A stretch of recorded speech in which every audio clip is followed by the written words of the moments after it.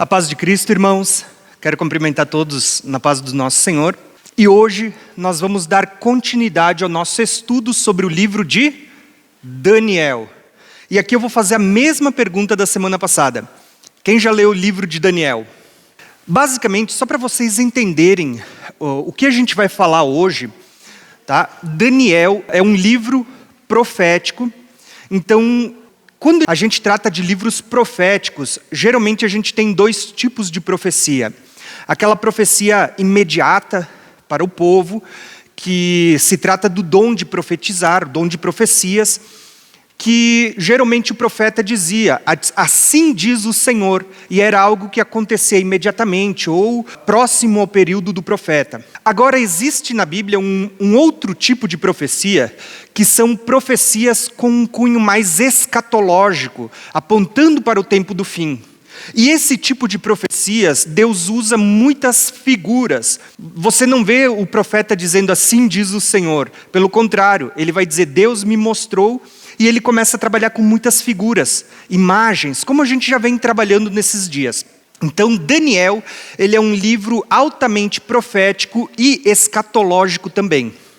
Até agora, a gente estudou do capítulo 1 ao capítulo 7, só uma recapitulação para os irmãos lembrarem, e a gente deu uma ênfase maior nas primeiras duas aulas, nestes capítulos que vocês vão ver aqui, que é o capítulo 2, e o capítulo 7. O capítulo 2 tem aquela estátua do sonho de Nabucodonosor, onde tinha cabeça de ouro, peito e braços de prata, quadril e ventre de bronze, pernas de ferro, pé em parte ferro, em parte barro, e a gente vê que uma pedra cortada sem o auxílio de mãos vai desfazer essa estátua que representa os reinos desse mundo e vai estabelecer um reino eterno.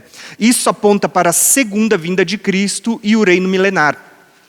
Nós vimos também, na aula passada, Daniel 7, onde Deus fala por meio de animais que estavam alinhados com essa mesma estátua. Porém, Deus vem com uma nova revelação trazendo acréscimos, falando sobre o chifre pequeno, sobre o filho do homem, o ancião de dias, onde quando esse tribunal for estabelecido, ele vai tirar o poder do chifre pequeno, que popularmente a gente chama de o anticristo, um personagem que vai se opor a Cristo no tempo do fim.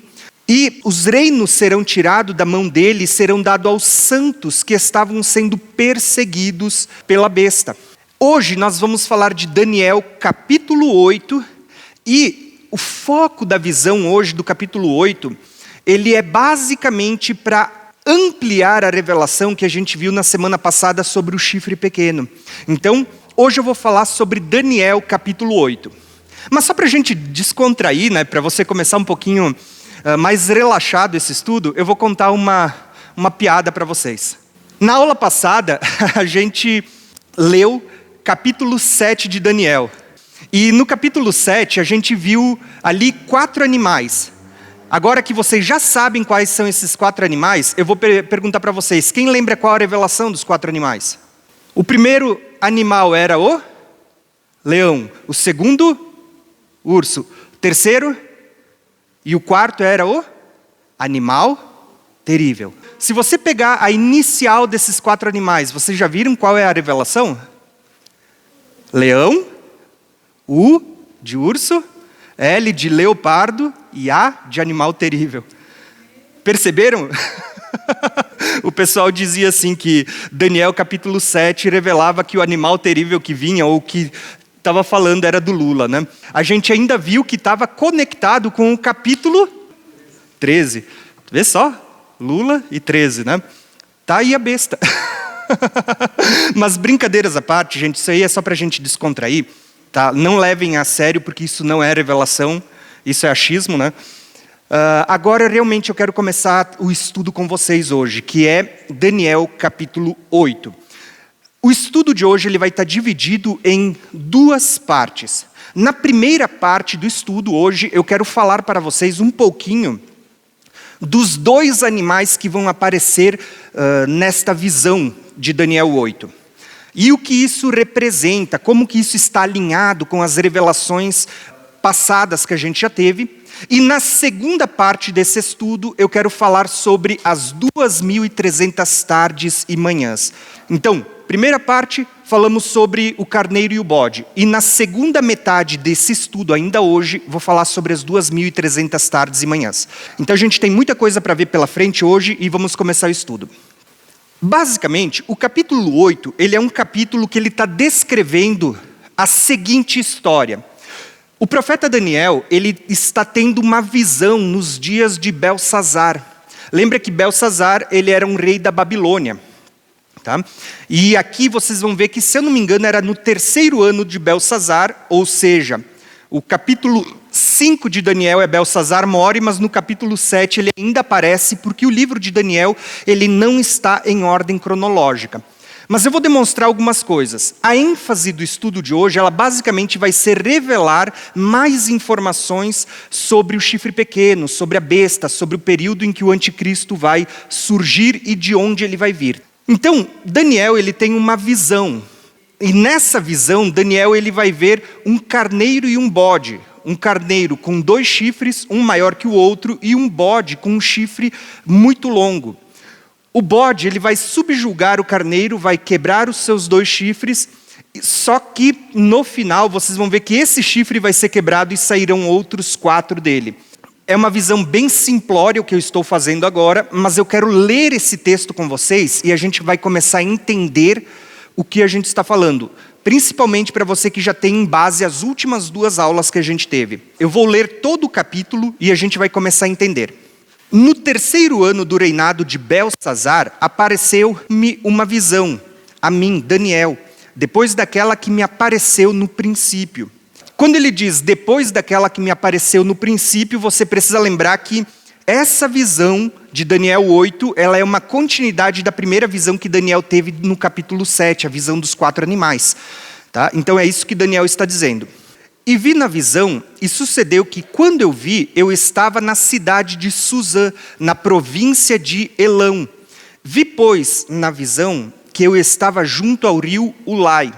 Para quem não conhece, essa geografia é a geografia da Babilônia, onde Daniel estava no Império da Babilônia. E tudo isso é profético, porque, irmãos, eu falava isso na semana passada, depois que acabou a aula, se eu não me engano, com o irmão Jairo.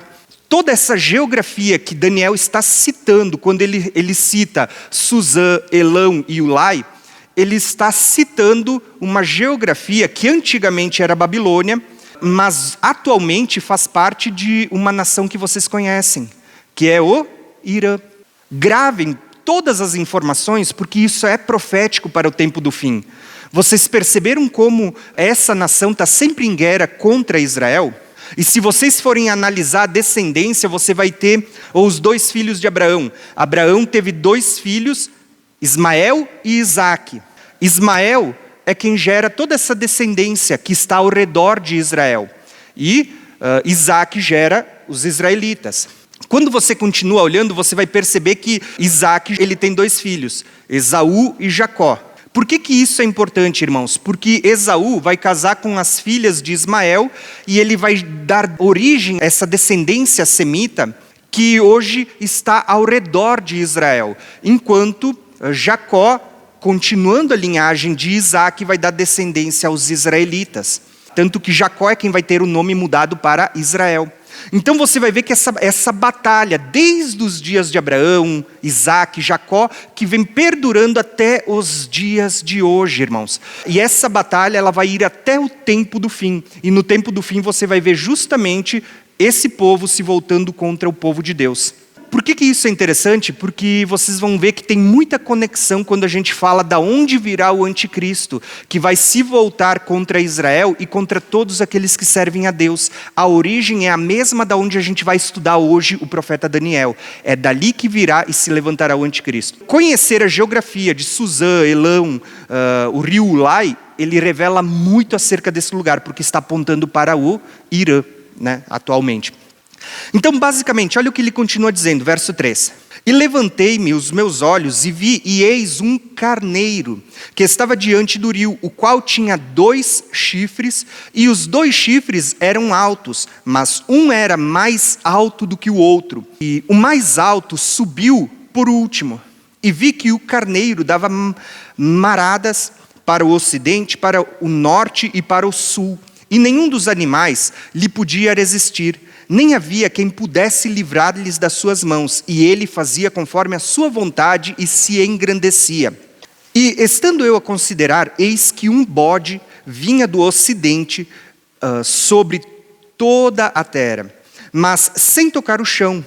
E aquele bode tinha um chifre insigne entre os olhos. E dirigiu-se ao carneiro, que tinha 2 chifres, o qual eu tinha visto em pé diante do rio. E correu contra ele, no seu ímpeto e na sua força, e viu chegar perto do carneiro, enfurecido contra ele, e ferindo, quebrou-lhe os 2 chifres, pois não havia força no carneiro para lhe resistir. E o bode lançou por terra e o pisou aos pés, e não houve quem pudesse livrar o carneiro da sua mão.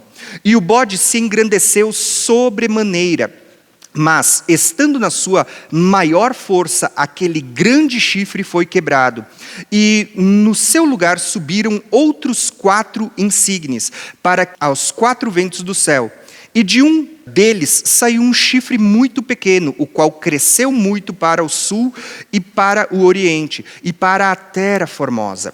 E se engrandeceu até contra o exército dos céus, e alguns do exército das estrelas lançou por terra e os pisou. E se engrandeceu até contra o príncipe do exército, e por ele foi tirado sacrifício contínuo, e o lugar do seu santuário foi lançado por terra.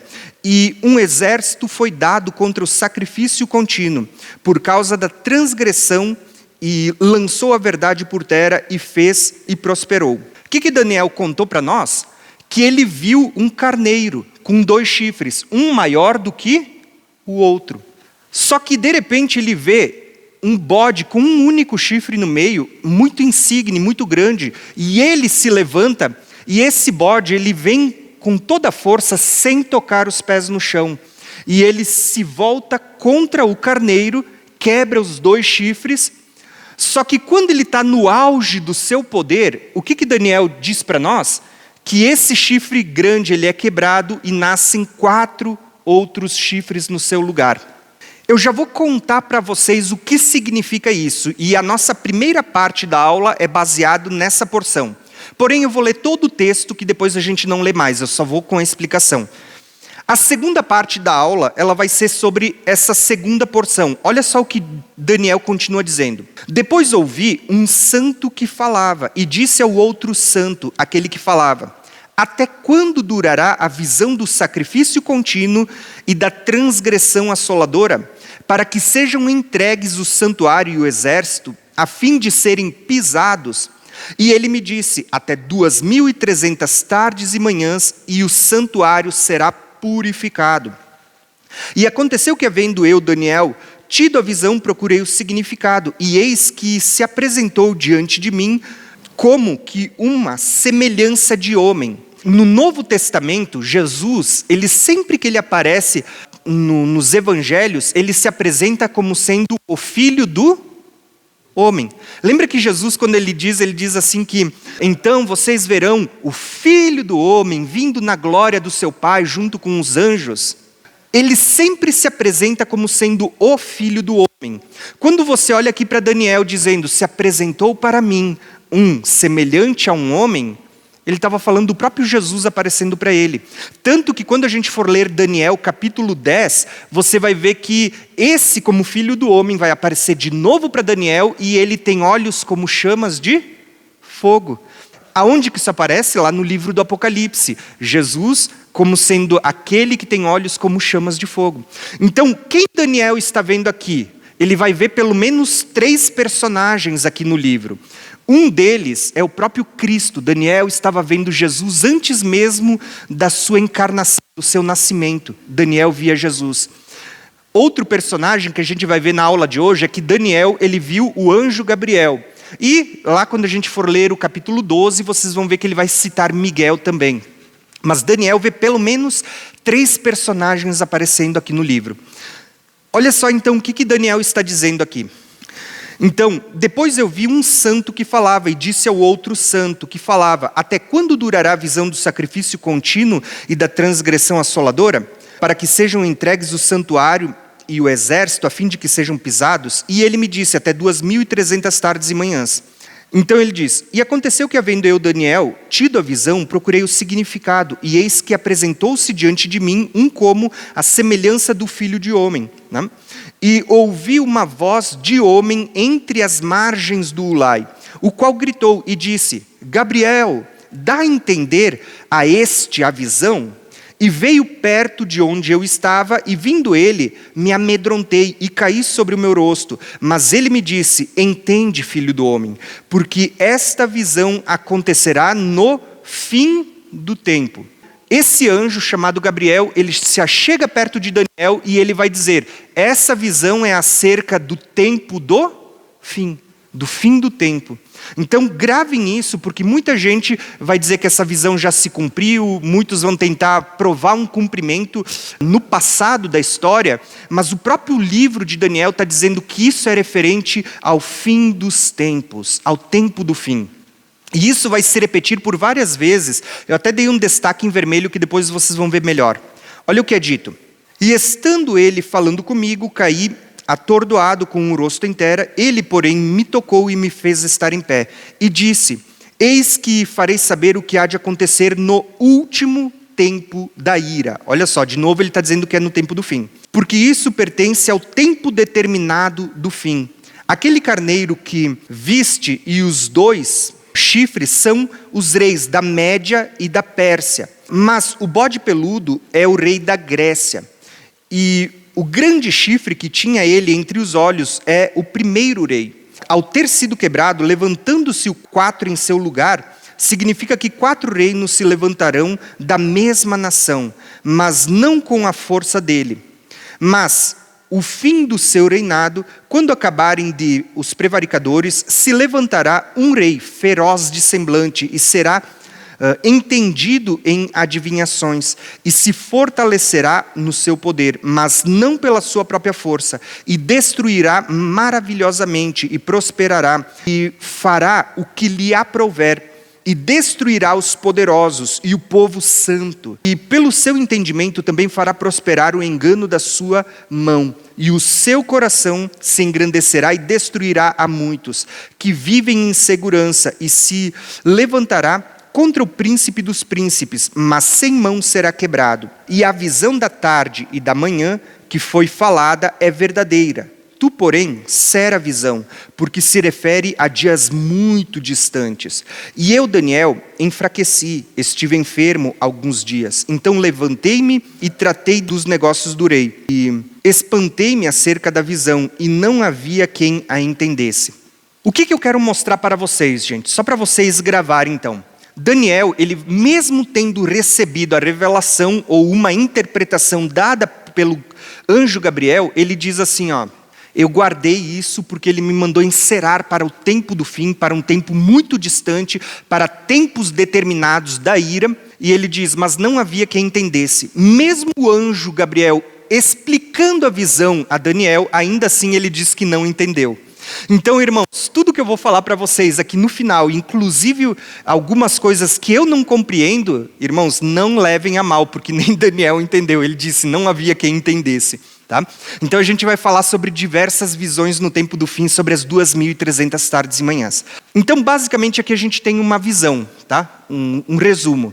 Nós vemos Daniel, que vai ter a visão do carneiro e do bode, desta grande batalha, e ele vai ouvir uma semelhança de homem, que vai dar a ordem a Gabriel para que dê a revelação a Daniel.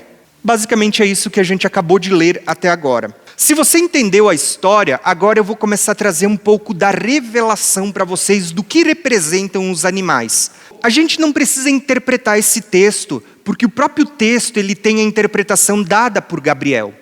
Porque Gabriel vai explicar, e ele vai dizer assim que o bode com 2 chifres representava os medos e os persas. O próprio Gabriel já traz a revelação. Os 2 chifres eram os medos e os persas. E o chifre que vem depois, ele ainda era maior.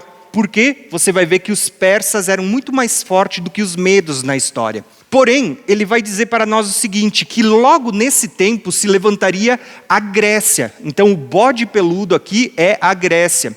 E o seu chifre grande, ele seria o primeiro rei a ter um grande destaque. A Bíblia não dá para nós a revelação de quem é esse rei. Diferente dos medos e persas, que o próprio livro de Daniel vai revelar para nós, os reis dos medos e dos persas, falando de Dario e de Ciro. Quando chega na Grécia, ele não diz para nós o nome dos reis, porque Daniel não ia viver nesse tempo. Mas a gente estudando a história, vocês vão ver que esse chifre grande apontava para Alexandre o Grande. Tá? Na história vocês vão ver isso. E basicamente foi isso que aconteceu, porque Alexandre o Grande, quando ele se tornou rei da Grécia, ele vai fazer uma investida contra os medos e persas, e ele vai vencer uma batalha, que eu já vou falar daqui a pouco. Ele vence os medos e persas, eles são subjugados, são quebrados. Então basicamente isso aqui é a história. O que acontece? Alexandre o Grande, ele vence os medos e persas. Porém, Daniel ele percebeu algo, ele vai perceber que na sua visão, esse chifre no auge do seu poder, ele seria quebrado e surgiria 4 outros chifres no lugar dele. O que isso representa? Quando você lê a história, e é por isso que eu digo que talvez esse capítulo ele é um capítulo um pouquinho mais difícil dos capítulos que a gente vem estudando, porque você precisa conhecer um pouco de Bíblia, você precisa conhecer um pouquinho de história e um pouquinho de interpretação profética. Só para vocês entenderem, Daniel, ele teve revelações do que aconteceriam nos próximos impérios, mesmo antes de se levantarem. Porque Daniel estava tendo essa visão nos dias de Belsazar, rei da Babilônia, enquanto a Babilônia dominava o mundo naquela época. Mas Deus estava revelando quais seriam os próximos impérios a se levantar. Mesmo antes da Babilônia cair e se levantar os medos e persas, Deus já tinha revelado, o próximo império são os medos e persas. Mas eles não vão durar para sempre, virá outro que será a Grécia, que também não durará para sempre. E ele vai falando de vários impérios até o tempo do fim, até a vinda de Cristo. Basicamente essa visão, ele está dizendo assim, se tratando desse bode peludo, esse bode peludo ele apontava para a Grécia. E quando esse chifre grande fosse quebrado, surgiriam outros 4 no seu lugar. Quando a gente estuda a história, vocês vão perceber algumas coisas. Que quando Alexandre o Grande estava no auge do seu poder, com cerca de 10 a 13 anos ali de conquistas e batalhas, ele morre. Simplesmente do nada. Lá na faixa dos seus 30 e poucos anos, Alexandre o Grande morreu no auge do seu poder. E quem assumiu o seu império foi os seus 4 generais, que são eles: Cassandro, Lisímaco, Seleuco e Ptolomeu. Vocês percebem a grandeza da revelação? Deus, com muitos anos de antecedência, começa a revelar todas as coisas que vão acontecendo. E mesmo depois de Daniel morrer, essas coisas vão se cumprindo exatamente, a própria história testifica isso para nós. Só que, passado vários anos, o próprio Daniel diz que de um desses 4 chifres, ou seja, de um desses 4 reinos, se levantaria um chifre pequeno. E esse chifre pequeno, ele profanaria o santuário, se levantaria contra o povo de Deus e causaria abominações desoladoras. E aqui é que entra muitas revelações que eu quero trazer para vocês.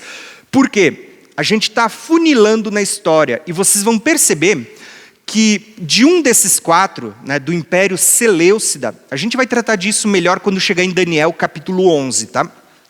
Dos Seleucidas vai surgir um homem chamado Antíoco Epifânio.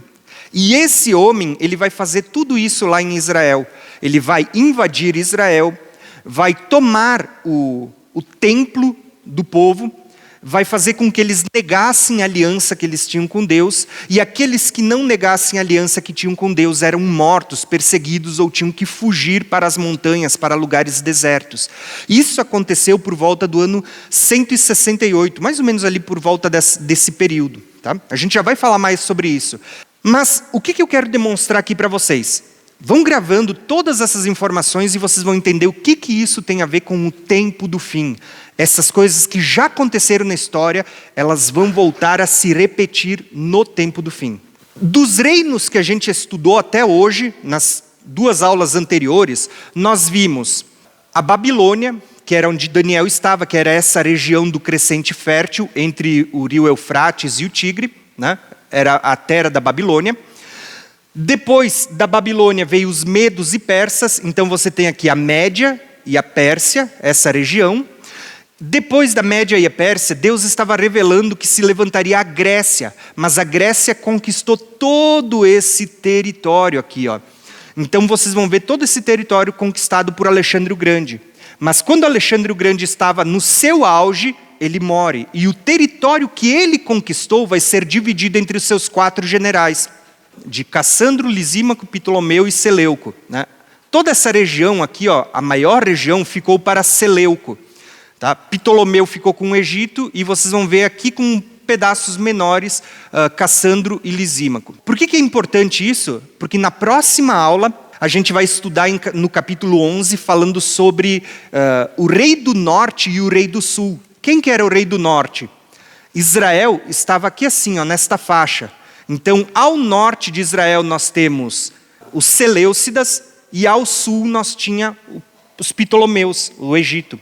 Por que isso é interessante, irmãos? Porque no tempo do fim vocês vão ver que todos os profetas estão dizendo que o anticristo ele vem do norte e vai invadir de novo Israel e vai perseguir os santos, não só em Israel, mas todos os santos serão perseguidos. Mas em todas as profecias, todos os profetas, eles estão falando que esse personagem que recebe vários nomes na Bíblia, né, ele é chamado de o iníquo, ele é chamado de o chifre pequeno, ele é chamado de a besta, aquele que trama o mal contra o Senhor, o perverso, né, ele tem vários títulos. Todos eles vão chamar ele daquele que vem do norte. Naum vai dizer assim, ó, foi de ti, ó Nínive. Nínive era nessa região. Foi de ti, ó Nínive, que saiu aquele que trama o mal contra o Senhor. Só que a Bíblia vai dizer assim, ó, que Satanás dará o seu trono a ele. E o trono dele é nessa região aqui, ó, que é dito na Turquia, né? Para quem estuda vai saber que está falando da Turquia, ao norte de Israel. Todas as profecias estão apontando para essa região. Então é por isso que é importante quando a gente para analisar as profecias. Porque você vai ver que dos 4 generais de Alexandre o Grande, um deles, Deus estava dizendo, daí vai sair um personagem, que esse personagem ele vai fazer coisas abomináveis. Eu vou fazer uso de um mapa, só para vocês lembrarem. Esse mapa não é meu, ele é do pastor Felipe. Quem quiser, é só clicar aqui na tela. Depois, quando você baixar o PDF, você clicar aqui e você vai ter acesso a esse mapa, né? Ele não é meu, então você vai poder adquirir ele, quem quiser. Mas ele é um mapa que conta toda a cronologia, desde Adão até Jesus. 4.000 anos de história bíblica. Então ele é muito bom para quem gosta de estudar a Bíblia. Eu vou mostrar algo para vocês, só para a gente finalizar essa primeira parte da aula, que é uma parte histórica. Depois eu vou tentar entrar mais na parte profética, então. Então, basicamente aqui eu tenho um mapa. Eu quero mostrar uma coisa para vocês, só para vocês lembrarem, embora a gente vai entrar mais nesse contexto histórico, só no capítulo 11, tá? Basicamente aqui a gente tem um contexto histórico de tudo que a gente vem vendo até agora. Daniel ele vai para a Babilônia. Daniel ele profetiza que o templo que Nabucodonosor destruiu será reconstruído, e aí começa a contagem das 70 semanas de Daniel. Basicamente vocês vão ver isso nesta faixinha vermelha aqui em cima. E é nesse período também que vocês vão ver a mudança dos impérios. A Babilônia cai, se levantam os medos e persas, os medos e persas caem, se levanta a Grécia cai e vai se levantar o Império Romano, que era o império que estava nos dias de Jesus. Então olha só que interessante, a gente vai ver isso melhor no capítulo 11 de Daniel, mas o que eu quero demonstrar para vocês é que se vocês pararem para analisar, aqui nesse mapa vocês vão ver o templo sendo destruído por Nabucodonosor.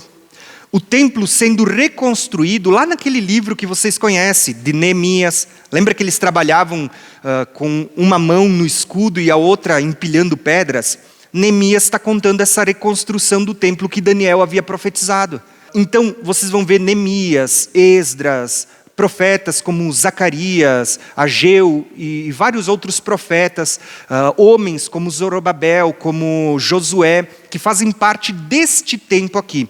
Então o templo começa a ser reconstruído, e quando os muros da cidade são reconstruídos, começa então a contagem das 70 semanas de Daniel. Só que isso começa no império de Dario e Ciro. Quando chega a Grécia, aqui assim vai ter um personagem chamado Antíoco Epífanes, que vai profanar esse templo que havia sido reconstruído.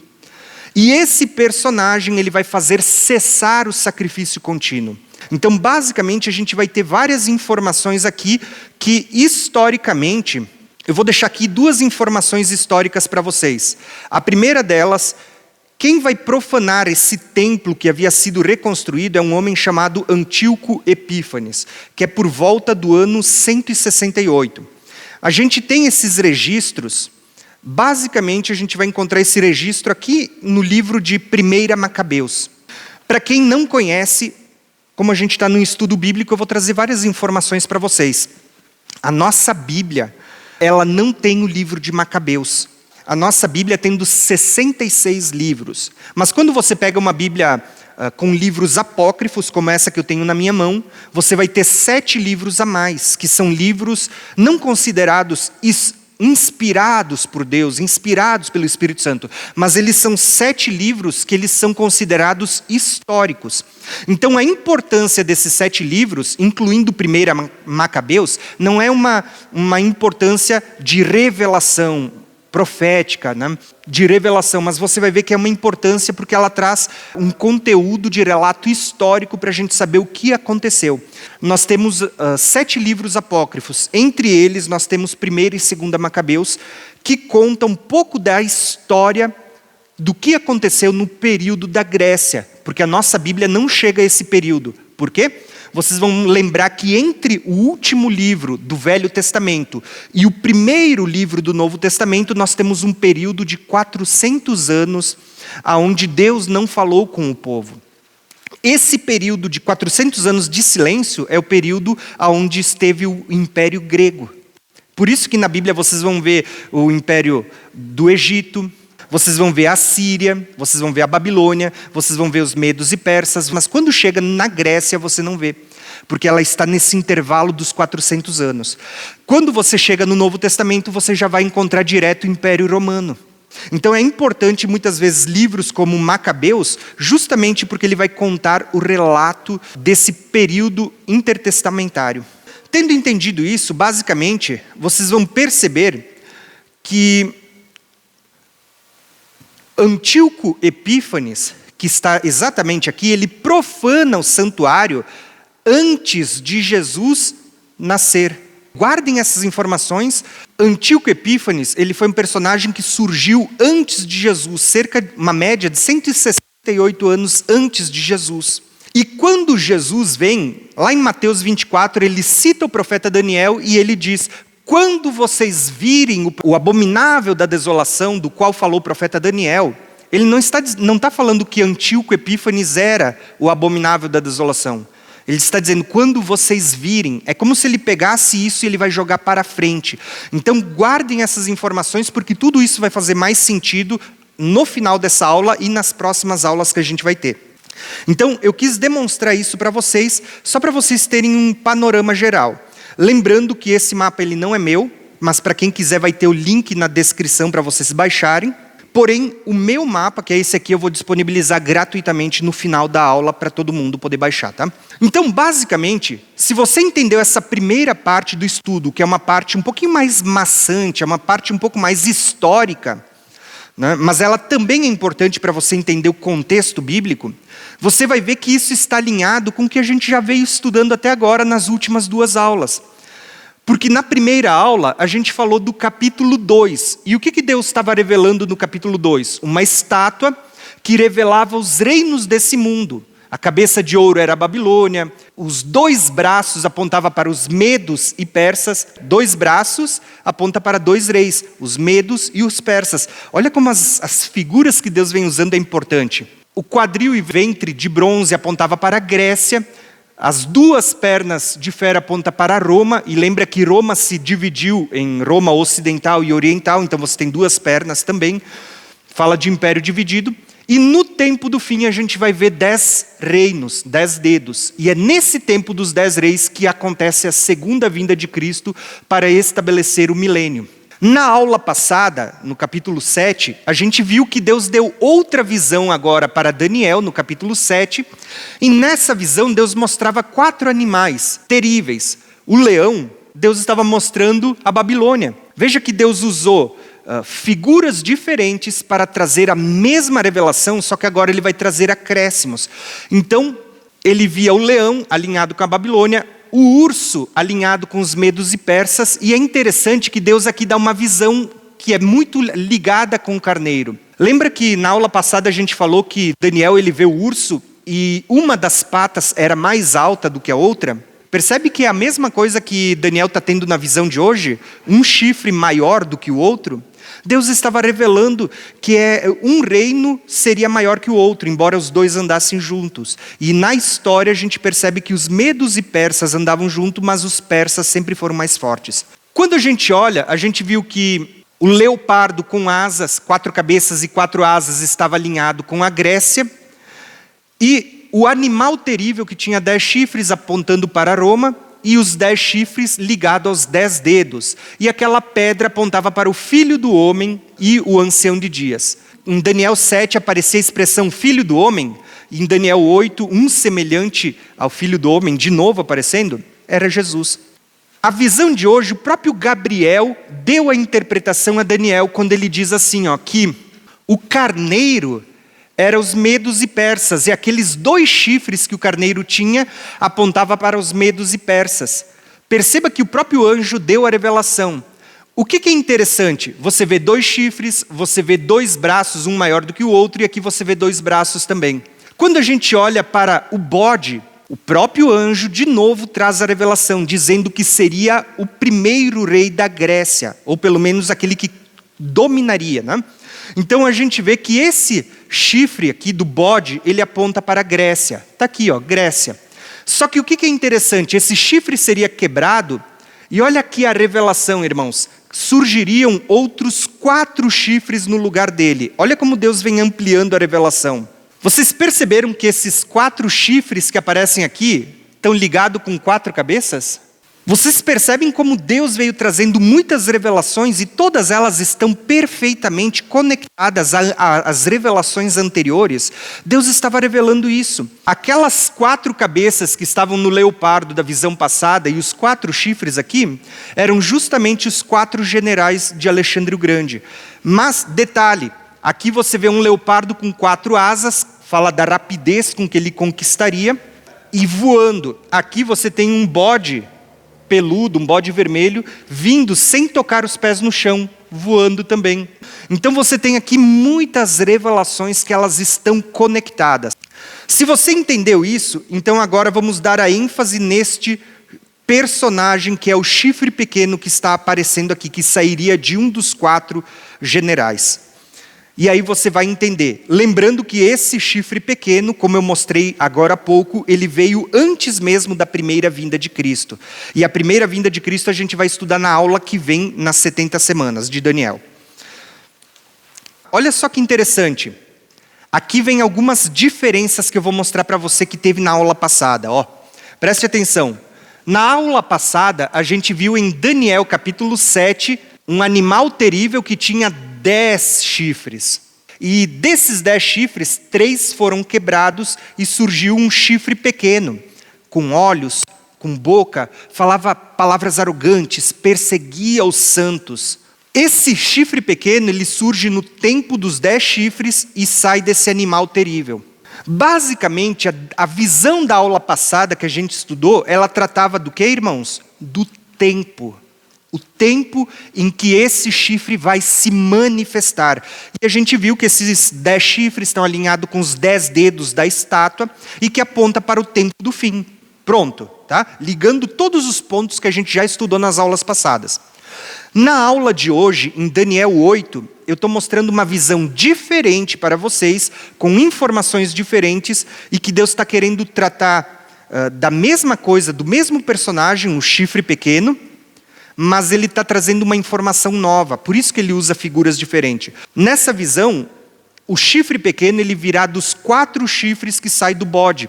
Qual que é a diferença? Enquanto a visão de Daniel 7 apontava para o tempo em que esse chifre vai surgir, Daniel 8, Deus estava deixando uma figura mostrando o local, a região, a geografia da onde ele vai se levantar. E muitas pessoas, eu vejo ensinando na internet, que eles vão dizer assim que o chifre pequeno de Daniel 7 e o chifre pequeno de Daniel 8 não são o mesmo personagem.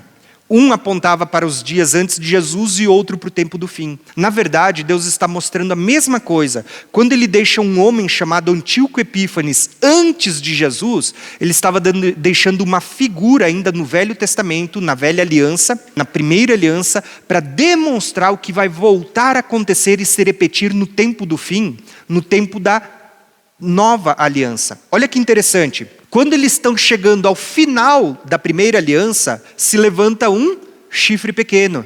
No final da Primeira Aliança se levanta um chifre pequeno.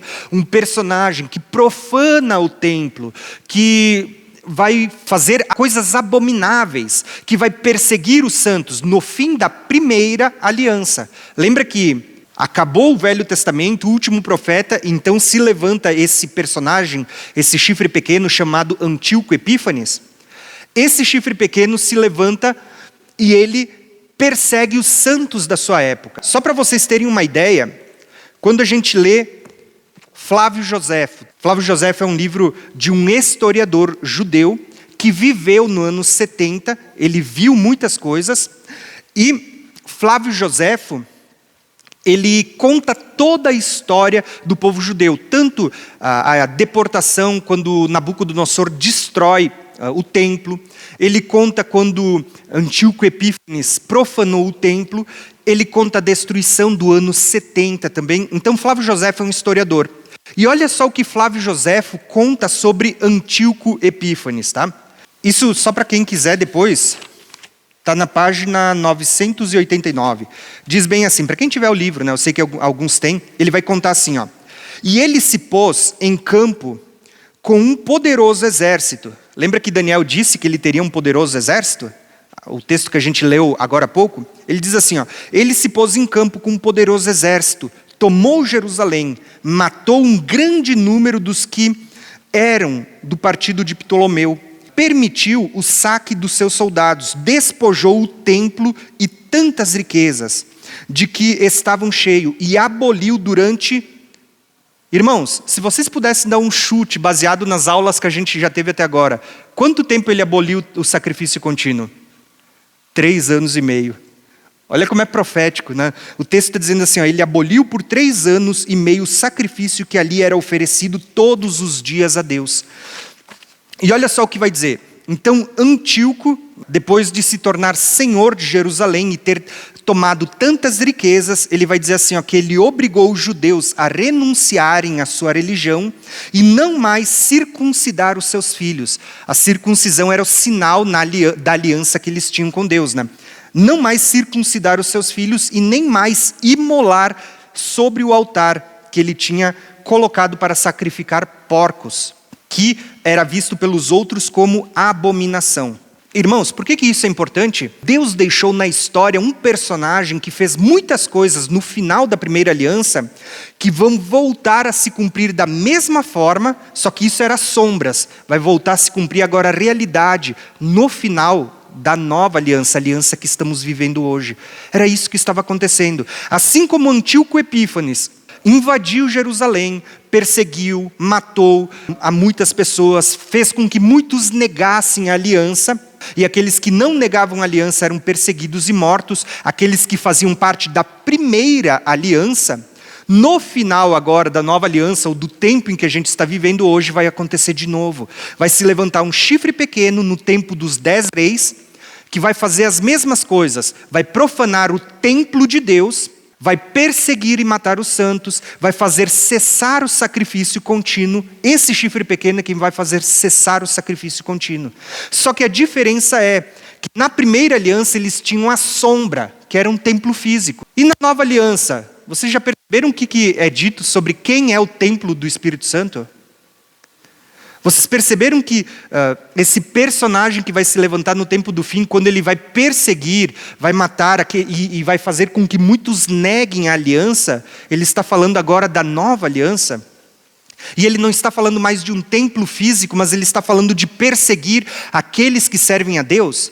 E aí você vai perguntar, mas o que é cessar o sacrifício contínuo? Quando você olha para a Bíblia vai dizer assim que os nossos louvores, o que sai dos nossos lábios, são como incenso queimado diante de Deus, são como sacrifícios.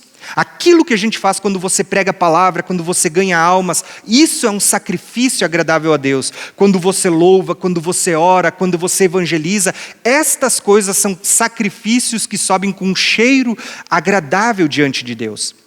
Irmãos, a Bíblia diz que hoje nós somos o templo do Espírito Santo. Quando a Bíblia diz que no tempo do final da primeira aliança aconteceu aquilo, era uma sombra, num templo que era sombra. Mas essas coisas vão voltar a acontecer no tempo do fim, na realidade. Agora, não mais num templo físico, mas no templo que somos nós, a realidade também. Vai haver uma perseguição, vai haver uma grande tribulação, como a gente vai ver em Daniel 12, daqui 2 aulas. E vai voltar a se levantar um chifre pequeno, que vai fazer as mesmas coisas que Antíoco Epífanes fez naqueles dias, que era a sombra de uma realidade que ainda vai acontecer.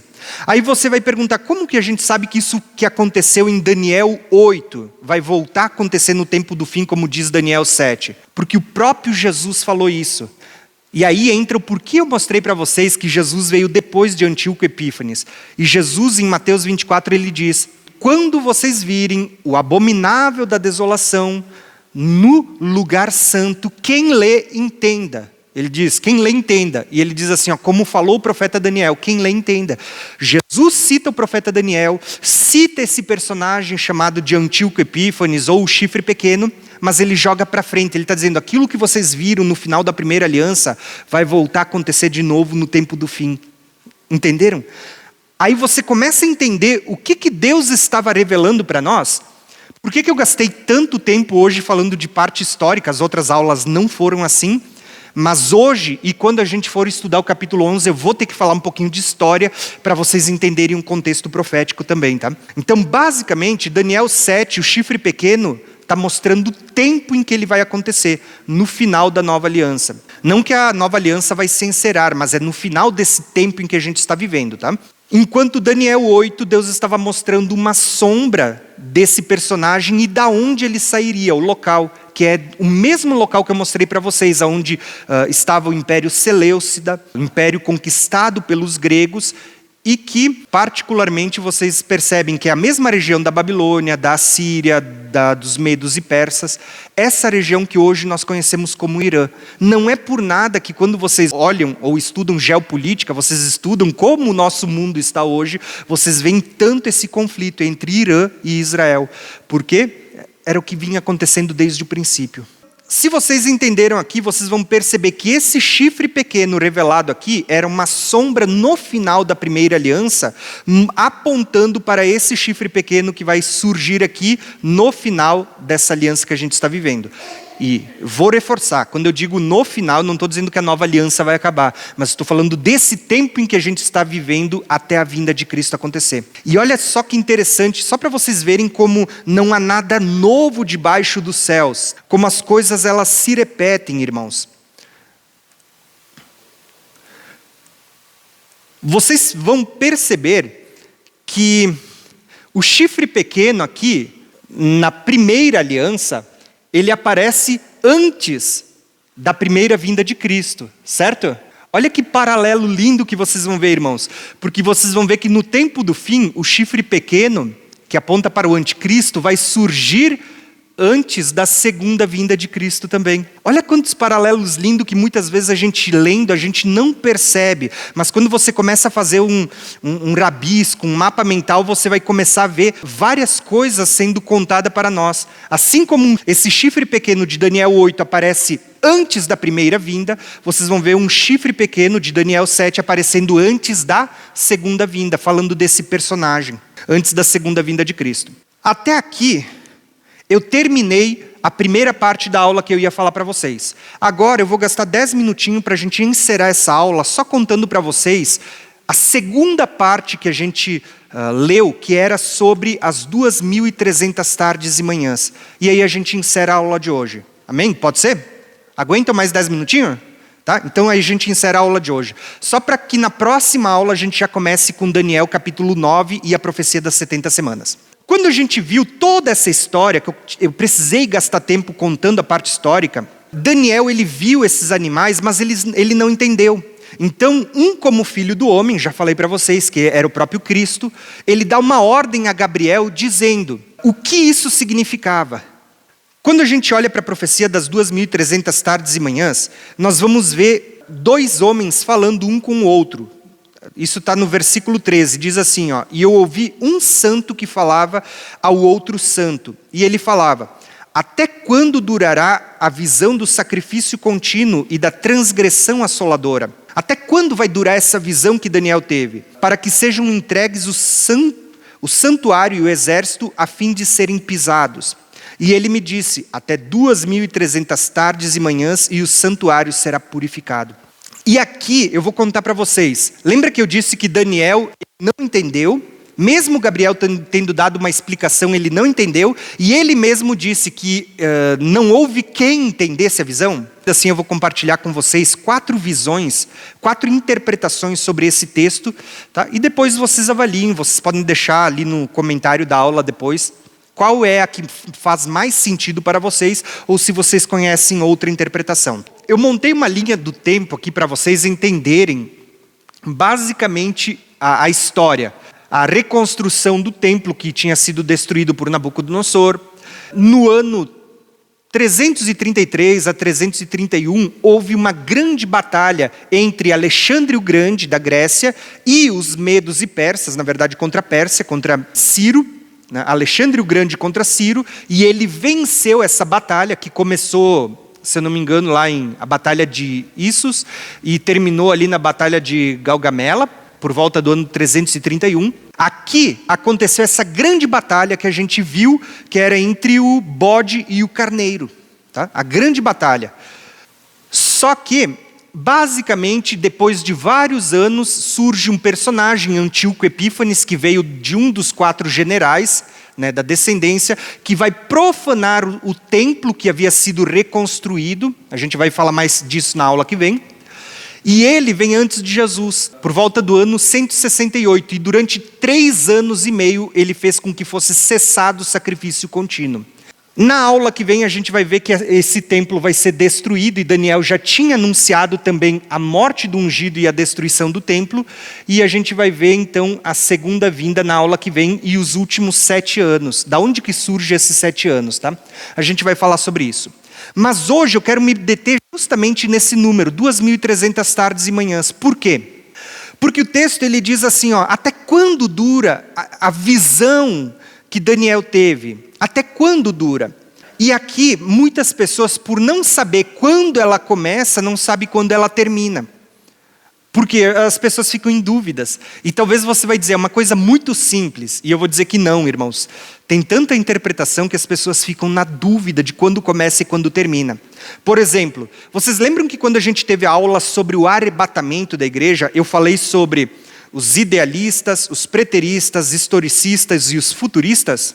Eu falei que a nossa igreja ela tem um cunho mais futurista, né? Inclusive a minha interpretação das profecias escatológicas ela também é mais futurista. Só que devido a tantas interpretações que a gente tem, também surgiram diferentes interpretações sobre essas 2.300 tardes e manhãs. Eu vou falar aqui bem rapidinho de algumas. Os preteristas, eles vão dizer que tudo já se cumpriu até aqui, ó, até o ano 70.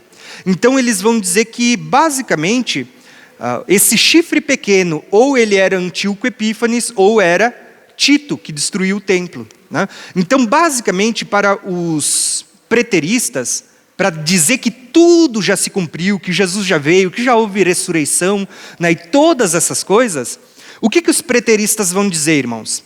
Eles vão dizer que essas 2.300 tardes e manhãs estão ligadas ao sacrifício, e de fato estão, ao sacrifício do templo, onde era feito um sacrifício de tarde e um de manhã.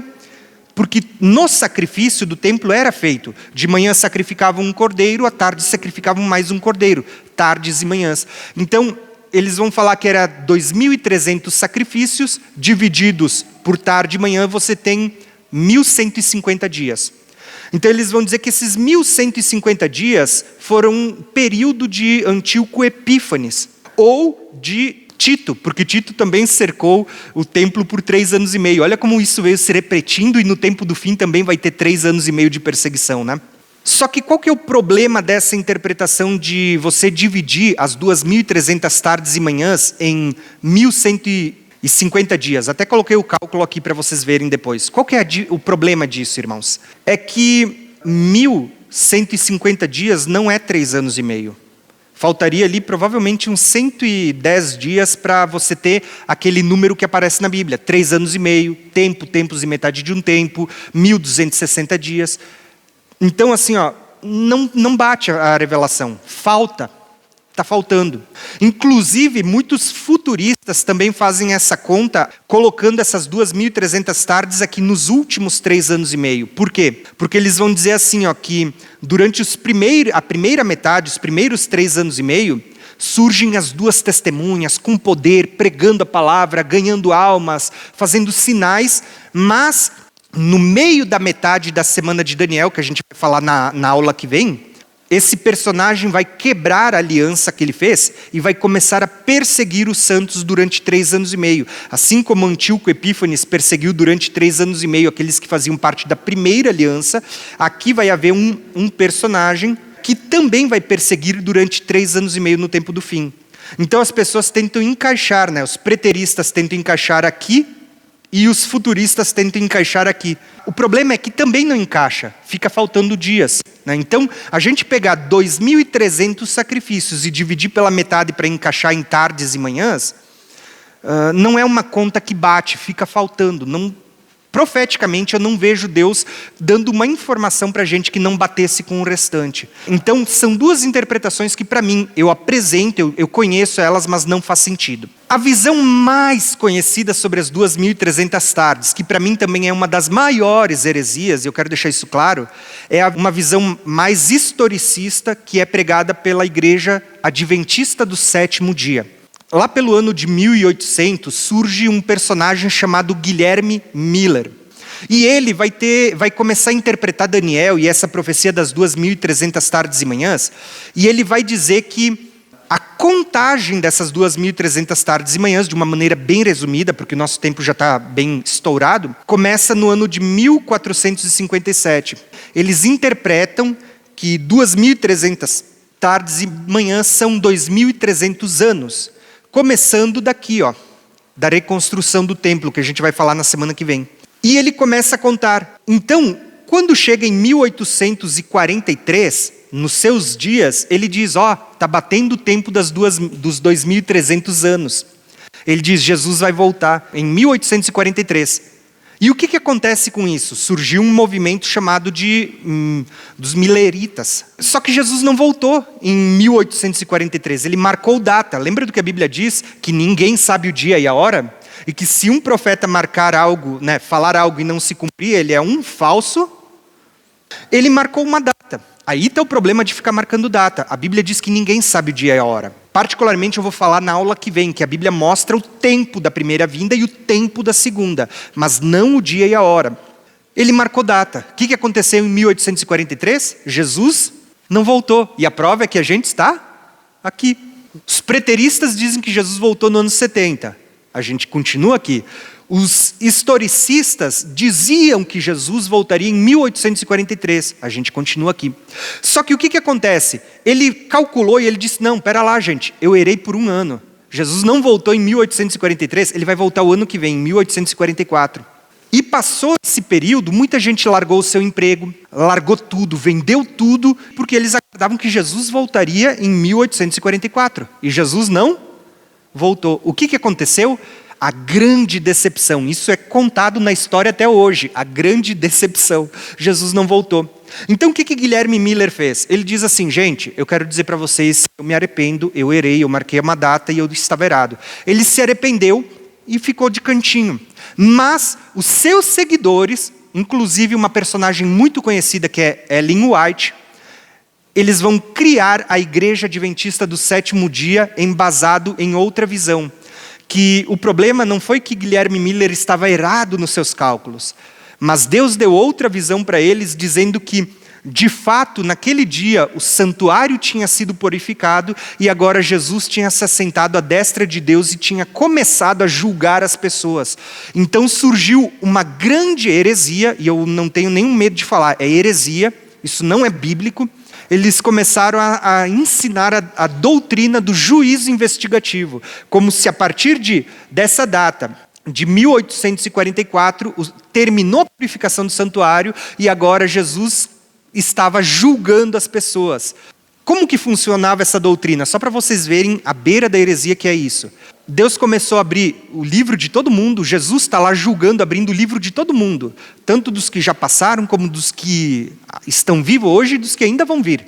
Ninguém sabe quando o seu livro é aberto, simplesmente é aberto. E aí ele olha para o livro e ele diz assim, ó, pelos teus atos tu estás salvo, pelos teus atos tu já morreu, tu já está condenado. Né? Pelos teus atos você já está condenado. Qual que é o problema disso, irmãos? Eu vou dar um exemplo aqui citando a minha esposa. Se hoje o livro dela foi aberto, né, porque ele vai sendo aberto um por vez, se hoje o livro dela foi aberto e até agora os atos dela são ruins, ela foi condenada. Mas ela ainda não morreu. E amanhã, se ela se arrepender e ela se voltar para Deus, não importa, porque o juízo dela já foi, a vez dela já foi, e ela morreu condenada. Não importa se ela se arrepender amanhã. Se a Andressa estava andando em santidade, em pureza e tudo mais, e o livro dela foi aberto hoje para ser julgada. E ela foi julgada, e estava em santidade, em pureza, ela foi salva. Mas se amanhã ela se desviar, não importa, ela já está salva, porque ela já passou pelo juízo investigativo. E aí você tem um grande problema. Isso não está na Bíblia. Mas isso é o que foi criado pela Igreja Adventista do Sétimo Dia, que surge desse movimento millerista, por causa dessa interpretação. Então, a base da Igreja Adventista do Sétimo Dia, ela começa com essa profecia das 2.300 tardes e manhãs. E eles vão dizer que começa a contagem aqui, mas como o tempo já acabou, já chegou em 1844 e nada aconteceu, eles entenderam que o santuário foi purificado e agora Jesus começou uma espécie de juízo investigativo para julgar as pessoas. Quando ele terminar o juízo investigativo, ele sai do santuário e ele volta, e acontece a segunda vinda. Perceberam como é uma coisa incoerente e não tem base bíblica nenhuma?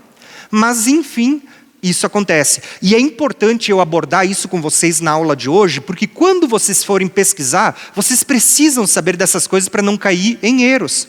Então, essa é uma interpretação. Particularmente, eu volto a dizer, de todas elas, essa para mim é a maior heresia. E a última interpretação que eu vou citar para vocês é uma interpretação que talvez até faça sentido, mas ela também tem alguns problemas, tá? Qual que é o problema? A pergunta que foi feita de um santo para o outro santo acerca da visão que Daniel teve foi a seguinte: até quando durará a visão do sacrifício contínuo e da transgressão assoladora, aqui fala do anticristo, né? Para que sejam entregues o santuário e o exército, a fim de serem pisados. E ele me respondeu, até 2.300 tardes e manhãs, e então o santuário será purificado. Só para vocês entenderem qual que é o problema, tá? E eu vou falar para vocês. Uma das visões que para mim faz mais sentido, mas ela também tem alguns pontos fracos, é que esses 2.300 anos, 2.300 tardes e manhãs, ela representa 2.300 anos. Só que quando a gente vai calcular o ano aqui de 331, que é quando Alexandre o Grande vence a batalha de Galgamela, que é quando o bode vence o carneiro, nós temos um problema aqui. Se você calcular 2.300 anos até aqui, muita gente diz que isso vai se concretizar por volta do ano 2030. E esse número ele é muito sugestivo. 330, 2030. Você tem ali um intervalo que as pessoas dizem que nos cálculos vão fechar 2.300 anos. Então seria as 2.300 tardes e manhãs. Faz sentido? Para mim, faz muito sentido a gente ver, porque a visão era até quando durará a visão. Ela começa com a batalha do bode e do carneiro, termina com um chifre pequeno. Para mim faria muito sentido, até porque Daniel 8 ele diz, essa visão é acerca do tempo do fim. Embora Deus estivesse mostrando um personagem, Antíoco Epífanes, antes de Jesus, ele era uma sombra do que vai se repetir no tempo do fim. No tempo determinado da ira, como é dito em Daniel 8. Então, para mim faz muito sentido dizer que as 2.300 tardes e manhãs são 2.300 anos.